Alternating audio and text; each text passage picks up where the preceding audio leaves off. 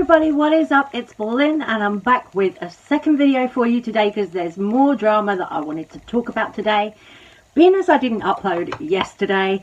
And there's been quite a lot going on with Trisha Paytas. Of course, as usual, Trisha Paytas is still trolling, still doing the crazy stuff that they're known for, that they've been known for years. So although they've been doing this whole thing of like, oh, I'm on a spiritual journey and I'm so grateful to be here for every day, blah, blah, blah, blah, blah, blah, blah. Been doing all that, been stuffing her face with KFC, then turning vegan, right? Been doing all that. Then went on a spiritual journey. But look, let me show you, right? Trish is uploading videos and they're getting way more thumbs down, way more thumbs down than they are thumbs up. Like, they are getting so many dislikes now each time Trish posts a video. Whatever channel it's on, it seems to be that, like, okay, she's got about, what, 3 different channels? 4 maybe? And every time she posts a video, people are downvoting it. Every single time. So Trish has been on this kind of spiritual kick. Also been dieting, ready for their wedding, but then stuffing themselves with KFC. All this bullshit that really doesn't make any sense, you know. I think it's clear to a lot of people right now that Trisha should just leave the internet for a little while. Go on a little break until, you know, your wedding's done or whatever. But of course, Trish, being Trish, they won't do that. So what they're doing now is they're posting videos, doing things like yoga. But not only are they doing yoga, wrongly and painfully, I might add, wrongly and painfully, doing yoga moves that they can't even do. Not only are they doing that, but they're also dressing in saris now, because they haven't offended enough people in their time, you know. Now they're dressing in full-on saris and claiming that they're Hindu or something. I'm like, girl, this is like next level Andy Kaufman comedy shit for me. You know, this is Trisha fully trolling. So I think all of this is Trisha Paytas' new character. I think this is all a new act that they're putting on. Sorry, you know, if that sounds a little bit cynical, but it's what we've come to expect from Trisha Paytas right now, yeah? I mean, you know, we all know that Trisha trolls. We all know. So when I see Trisha dressing in saris, filling up their fridge with vegan food, I really don't take any of it too seriously.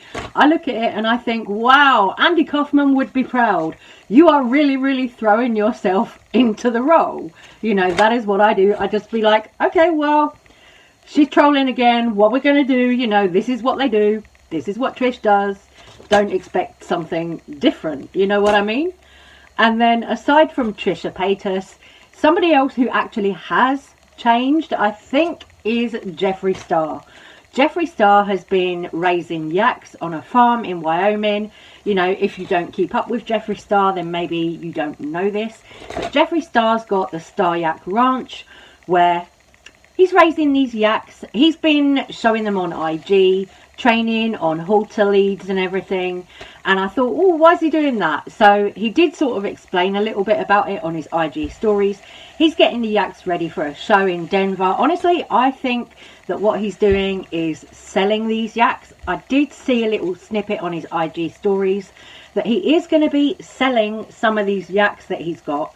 So I don't know if this is a, I'm going to sell them to be, you know, raised for meat or whatever. But I would assume that's what it is. I would assume that Jeffree is raising the yaks on the Star Yak Ranch and then they're being sold to people to be used for the wool, you know, the fur, or to be, you know, used as meat. That's what I would assume, you know, because it's all for butchery and, you know, like the wig hair, yak hair, you know, they're used for those things. So I think that Jeffree, what he's doing on his ranch is just raising them and then selling them on. That's what I can make out. Any other kind of makeup beauty guru news? Manny MUA released a face palette and honestly people are not really feeling it. He released this palette which is like contour, bronzer and then under eye brightening powders it's got in there as well. So the palette looks like this moon thing, which to me the packaging is a little bit strange. Manny was really proud of it when he was talking about it in his YouTube video, but the packaging is actually very strange to me, because it was like, well, I don't know if it's like this anywhere else in the world, but if you call somebody a moon face, it's not a compliment over here. It's an insult. To call someone a moon face is an insult, right? So Manny's come out with this packaging, which is like a holographic moon, and it's got a face on it. So I was like, ooh, moon face. That's an insult. That's an insult that we use over here for people. So I'm like, straight away my brain went there with it, and I was like, are you really sure you want to do a face palette with a moon face on it? No. I was a bit like, not that, Manny. I don't like that. And the packaging itself, I thought it looked very tacky as well. I have to say, I know I'm tacky, but the packaging, I was like, ew. It looked tacky and cheap AF. It was just too much. It's too much hollow. It's too much, like, no. It looks disgusting. But what Manny's actually being called out for with this palette is because people are saying it's not inclusive enough. Manny did talk about that a bit in his YouTube video where he was doing his reveal with the palette, the lip glosses, whatnot, all the bits and pieces he had. But people are still saying, well, you know, it's not good enough when there are other indie brands in the game out here like CXC Beauty, who can put out 25 bronzer shades, and then you've got Manny with like 1, 2, 3 in a palette. You know, and CXC Beauty are a small indie brand. They don't have Manny MUA YouTube money, you know, but Manny MUA has definitely got himself a bit more financially set up than most independent makeup brands would be. So now Manny is getting backlash online. I'm seeing it. Backlash online on places like Twitter for this palette, you know, because it's not inclusive. Honestly, you know, and I actually have a face palette that I'm going to whip out and show you that is, I think, a lot more inclusive than Manny's one. Okay, so here we go. I have this face palette, which is from Be Perfect, and this is the Shapeshifter palette. So this is by Coles World and Zachary Vang, and let's have a look. So you open it up, the Coles World side of the palette here, this one has got your sort of bronzer contour shades in it and your 2 eye brightening powders. So you've got the sort of, don't know if it's going to pick up very well on camera, but you've got the peach and the yellow. Oh, there you go. It's better if I hold it like that. You can see all the shades then. So you've got a peach eye brightening and a yellow here, and then you've got the contour and bronzer shades here. So you can see these shades are going to be a bit more suitable for deeper skin tones. I actually just used this one because these are too dark for me, but I can use them on my eyes, so that doesn't bother me. So yes, it's 4 shades, but I still think it's probably more inclusive than Manny's palette that he's just put out.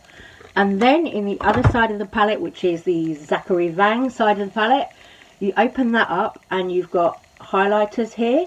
You've got a yellow blush, an orange blush, which again, an orange blush is going to be more suitable for people of a deeper skin tone.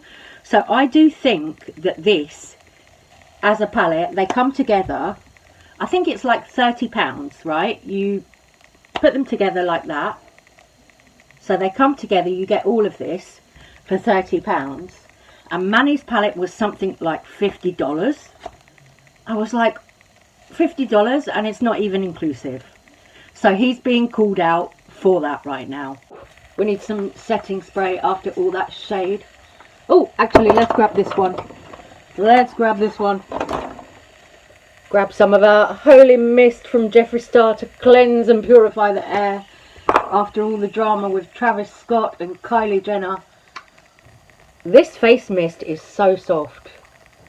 Like, you can't even feel it. I know you can see it on my face, but you can't even feel it when you use it. It doesn't like assault you in the face like some sprays do. That one is just so soft. And it smells nice as well when you waft it. I love it. Love.